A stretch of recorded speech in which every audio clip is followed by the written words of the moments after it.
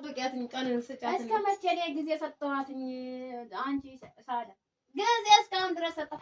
የዛኛው ወር ስትል የዚህኛው ወር ትለኛለች፣ የዛኛው ወር ስትል ይሄኛው ወር ትላለች። ወሩ ሲመጣ ምንም ምክንያቱ አይደለም። ምክንያት ሲያልቅ ምን ነው ችግር? አንቺ የምታዩ ቤቱ ስለተነጠፈ ነው እንደ ፍራሹ ብር አይሆንም እኮ። ለዚህ ነው እኔ ለዚህ ነው እንትን የማልለው ቤት የማልውለው።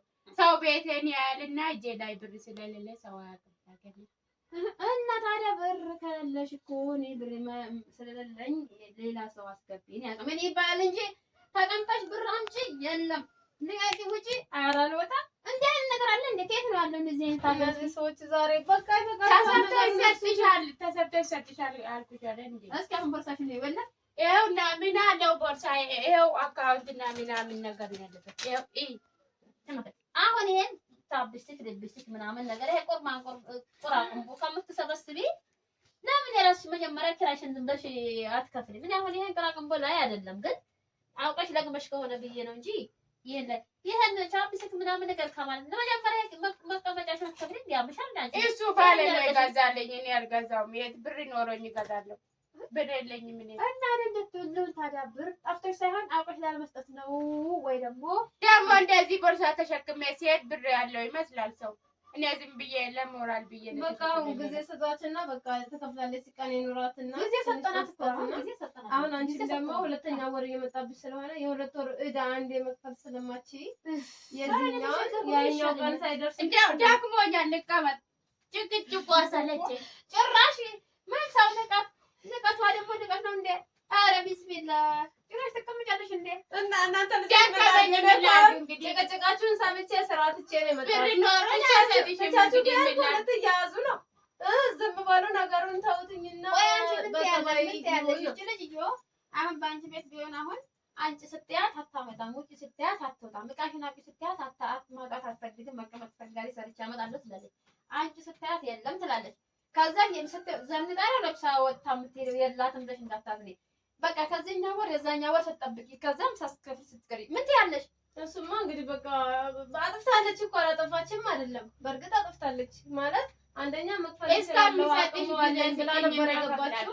እስካሁን እስከ መቼ ጊዜ ያልስተሽ? እስከ መቼ አሁን ሰጠሽ? እስካሁን ሰጠሽ አልከፈሽም። አሁን እስከ መቼ ለምሳሌ እስከ መቼ? በቃ ትንሽ ቀን ስራ ፈላልጌ እስከምሰራ ብርሽን እስከምከፍል እንዴት እወጣለሁ ደግሞ ከዚህ ቤት?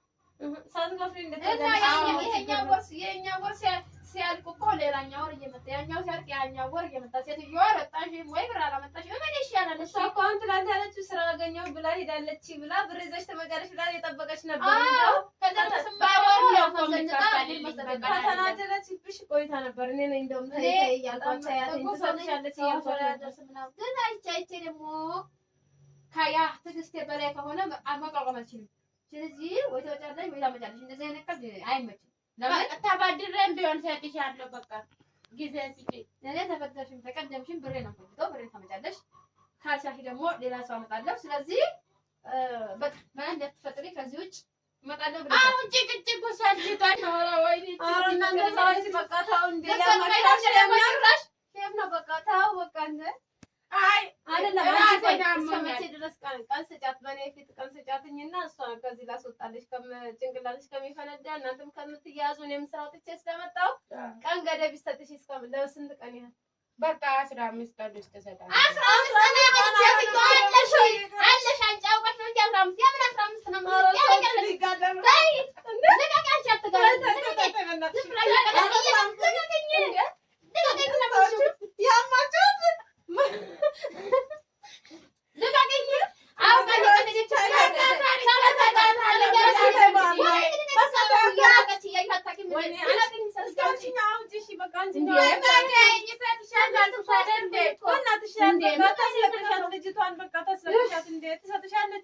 አሁን ከዚህ 3 ቀን ካመጣሽ 3 ቀን ካላመጣሽ ትወጫለሽ። እቃሽን ሸክፈሽ ልጨርሻለሁ። ከዚህ በኋላ ካንቺ ጋር በ3 ቀን ውስጥ ደግሞ ይሄ ሁሉ ብር ከየት ይመጣል? እና ምንም ታሪክ ከየትም አምጪ ከየትም አምጪ በ3 ቀን ታመጣለሽ። በቃ ተበድሬ እሰጣታለሁ። እንደዛ ተበደርሽ ተቀደምሽ እኔ ብቻ ብር መቀበል ነው እሰጥሻለሁ። በቃ ተረጋጊ።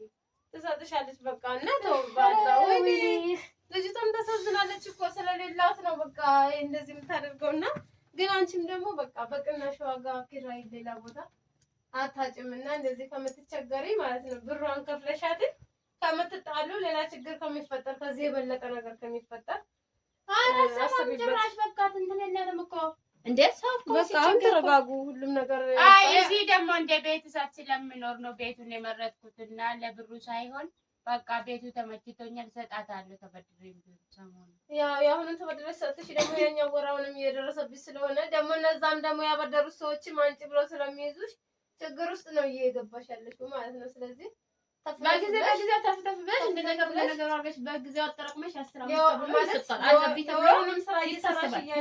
የወሩንም ስራ እየሰራሽ እያለ በመሀል ደግሞ በራሪ እየሰራሽ አንዳንድ ነገሮች መሸፈን አለብሽ ማለት ነው። እንደኔ ሀሳብ ይሁን። እሺ እና በቃ አትጣሉ፣ ሰጥሻለሁ። አትጣሉ። ለማንኛውም አፉ ትባባላላችሁ፣ እናስታርቃቸዋለን ኢንሻአላህ።